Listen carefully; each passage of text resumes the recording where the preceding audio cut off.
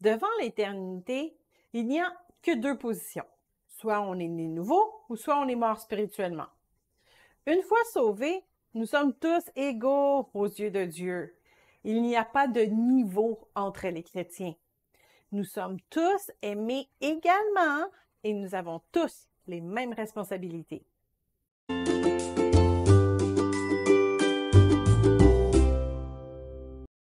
Dieu a donné à chacun de ses enfants des dons et des talents pour le perfectionnement de l'Église. On a tous quelque chose à apporter au corps de Christ et c'est là aussi qu'on peut puiser notre soutien pour nos faiblesses. Un pasteur n'est pas plus important qu'un chantre et un évangéliste n'est pas plus important qu'un diacre. C'est ensemble que nous contribuons à établir le royaume de Dieu sur terre et à le faire grandir. Et personne n'est appelé à réchauffer les bancs d'une église. On a tous un appel, une tâche spécifique à accomplir pour l'avancement du règne de Dieu sur la terre.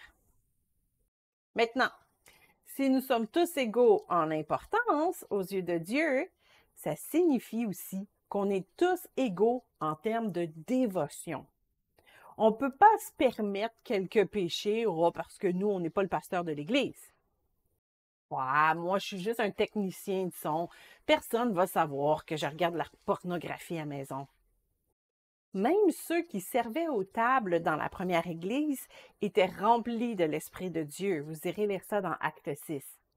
Et pour être rempli de l'Esprit de Dieu, il faut être sanctifié, avoir l'oreille attentive à la voix de Dieu et donc s'éloigner du péché. La vie chrétienne n'a pas différents niveaux de dévotion. Quand on donne notre vie à Dieu, on abandonne le péché et on rentre dans le règne de la grâce. Ainsi, vous-même, regardez-vous comme mort au péché et comme vivant pour Dieu en Jésus-Christ. Que le péché ne règne donc point dans votre corps mortel et n'obéissez pas à ses convoitises. Romains 6, 11 et 12.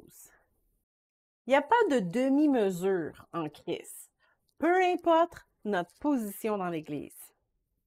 Bien sûr, la Bible nous demande de respecter nos autorités. Leur travail est effectivement plutôt exigeant. Il faut le reconnaître et il faut les honorer. Mais ça ne signifie pas qu'ils sont plus importants aux yeux de Dieu et qu'ils doivent se soumettre à des exigences plus élevées. Oui, c'est vrai, la Bible dit que les diacres doivent être mariés à une seule femme et savoir bien diriger leur maison. 1 Timothée 3,12. Mais ça ne veut pas dire que tous les autres membres de l'Église, eux, ceux qui ne sont pas des diacres, ont le droit de faire ce qu'ils veulent puis de commettre l'adultère sans conséquence. Lorsqu'on a une position devant les autres, on doit montrer l'exemple pour s'édifier les uns les autres. Mais tous les enfants de Dieu ont les mêmes standards de sainteté à respecter, peu importe leur rôle. Leur vie sera peut-être pas vue de tous, mais elle sera vue de Dieu et par leur entourage immédiat aussi. Célibataire, sous le regard de Dieu, vous pouvez pas dire « Bah, j'ai pas l'intention de marier un pasteur, alors... » Non, notre Père céleste ne fait pas exception de personne. Il nous aime tous autant et il nous a tous délivrés du péché.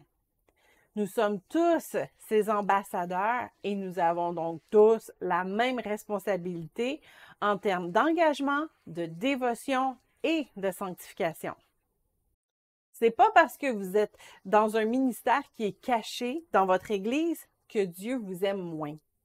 Même si vous avez honte de votre passé, Dieu a tout de même des plans de bonheur pour votre avenir.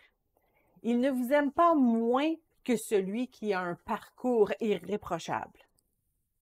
Dieu aime autant la femme divorcée au fond de l'Église que le pasteur qui prêche sur la chaire. Nous sommes tous égaux dans son cœur et nous sommes tous utiles à son œuvre.